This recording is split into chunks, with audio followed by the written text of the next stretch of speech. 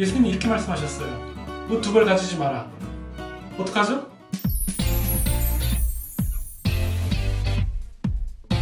물론 성경 본문을 잘 읽어보면요, 전도 여행 시에 옷을 두 벌 가지지 말라라는 얘기인데요, 그렇다고 여행 시에 옷 한 벌만? 맨날 입을 옷이 없다 그러시잖아요. 그런데 옷장 한번 열어보세요. 여기서부터 여기까지 다 입을 옷이거든요. 예수님의 말씀을 따르는 게 이렇게 어렵습니다, 여러분. 제가 산상설교를 설교할 때 종종 듣던 질문이 있습니다. 아니, 오리를 가자고 했는데 십리를 가주라고요? 원수를 사랑한다? 아니, 그게 가능해요? 아니, 이건 진짜 아니지 않나요? 오른뺨 맞으면 왼뺨 돌려대라는 거? 그럼 예수님도 오른뺨 맞았을 때 왼뺨 돌려대셨나요? 근데 그거 아세요?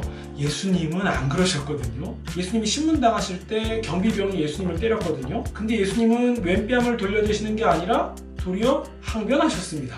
내 말에 잘못이 있다면 말해봐라. 그러나 잘못이 없다면 왜 나를 때리느냐? 그럼 예수님이 오른뺨 맞았을 때 왼뺨 돌려대라고 하신 말씀은 뭐죠? 이 사실을 어떻게 이해하면 되는 거죠? 궁금하지 않으셨나요? 일단 한 가지를 기억하셔야 돼요. 성경은요, 말입니다. 말. 인간이 사용하는 언어인 거죠. 그렇다면 말을 이해할 때의 기본은 맥락 아니겠습니까? 예를 들어서 백지장도 맞들면 낫다라고 했는데 정말 종이 한 장 옮길 때 두 사람이 맞들고 옮기라 뭐 그런 얘기는 아니잖아요. 잠깐만요. 지금 종이 한 장을 두 사람이 잡고 옮깁니까? 그랬더니 그 두 사람이 두 사람이 맞잡고 옮기면 나 때문에요. 이 상황을 어떻게 해야 됩니까? 백지장도 맞들면 낫다라는 말이 어떤 의미겠습니까? 협동, 협력의 유익함 아니겠습니까? 문자 그대로가 아니라요. 설교 중에 돌다리도 두드려보고 건너라는 말이 나왔다고 해서 돌다리는 두드리고 널판지 다리는 안 두드리고 이런 거 아니잖아요. 그런데 이게 농담이 아니라 우리는 진짜 성경을 이런 식으로 이해, 적용하고 있지는 않아요? 성경 말씀을 이해할 때 말의 맥락은 전혀 고려하지 않고 앞뒤 다 잘라서 수학 공식이나 법조항처럼 이해하고 있지는 않냐는 거예요. 예수님이 말씀하신 귀 있는 자는 들을지어다. 정말 귀 있는 자만 들으라는 말씀은 아니잖아요.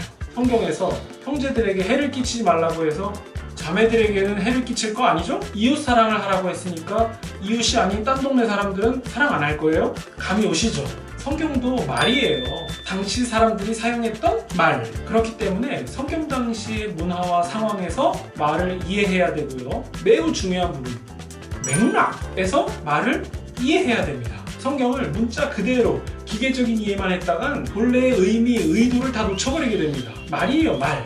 맥락, 문맥, 정황. 우리가 아이고 죽겠다 이 말 듣고서는 119 부르지 않듯이요. 마찬가지로 정황, 맥락 속에서 성경 말씀을 이해하시면 좋겠습니다. 원수 사랑하라 라는 말씀은 원수의 잘못도 냅두라던가 혹은 원수의 만행을 그냥 무조건 덮어줘라 라는 의미가 아닙니다. 예수님은 잘못을 인정하지 않은 사람은 배척할 것을 말씀하셨거든요.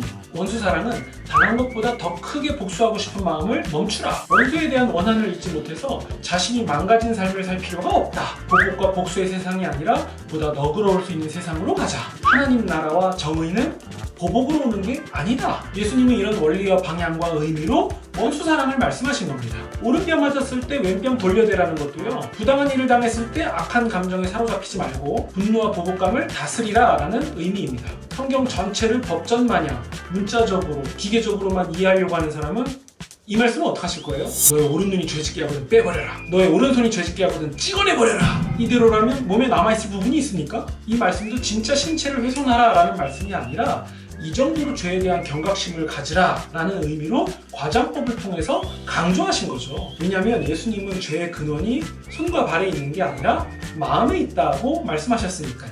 문자대로 적용해도 죄악된 마음을 도려내는 것이 성경적이죠. 물론 성경 중에 문자 그대로 이해, 적용해야 되는 말씀도 있습니다. 예를 들면 주 예수를 믿으라, 혹은 간음하지 말아라, 서로 사랑하라, 우상을 섬기지 말아라, 이웃의 것을 탐내지 마라, 이런 말씀처럼 문맥과 상관없이 보편적으로 이해할 수 있는 말씀들이죠. 그러니까 이번 주제로 이렇게 정리하시는 게 좋겠습니다. 성경을 보실 때 말의 특징, 곧 당시 문화와 정황, 맥락과 의미, 방향 등을 고려하면서 성경을 이해하는 것이 성경에 바르게 접근하는 거다. 개인적으로 성경을 묵상하실 때 마치 우주가 적선하듯이 눈 감고 이렇게 하는 거 하지 마시고, 직통계시, 무슨 마음의 소리 이런 거에 무슨 마른 수건을 쥐어짜서 물기 짜내듯이 이렇게 짜내지 마시고 성경을 잘 설명하는 검증된 믿을만한 서적, 보조자료와 함께 성경을 보시면 좋겠습니다. 물론 제일 쉽고 편한 방법은 교육자님께 물어보는 거죠. 전화 찬스? 아무리 성경 말씀이라도 바른 해석, 바른 적용이 전제되지 않으면 독이 될 수 있다는 사실 꼭 명심하시면 좋겠습니다. 끝! 그러니까 옷 두 벌 문제는 어떻게 해야 되냐고요? 올해는 한번 싹 교체할 때가 되지 않았습니까? 나에게 주는 선물?